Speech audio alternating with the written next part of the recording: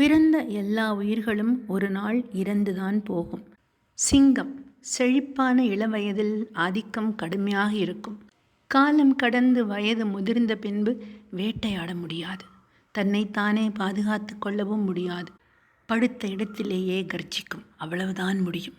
அப்போது கழுதை புலிகள் சிங்கத்தினை சூழ்ந்து நகங்களால் இழுத்து கோரை பற்களால் கடித்து கொஞ்சம் கொஞ்சமாக சிங்கத்தினை உண்ண ஆரம்பிக்கும்.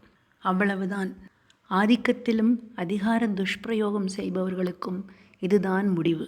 எவ்வளவு பெரிய உயர் பதவியில் இருந்தாலும் பெருமை காட்டிக்கொள்ளாமல் எளிமையாக இருந்து இந்த சமுதாய முன்னேற்றத்திற்காக பாடுபட வேண்டும். உங்களால் துன்புறுத்தப்படும் மனிதனும் உங்களை போன்றவன்தான்.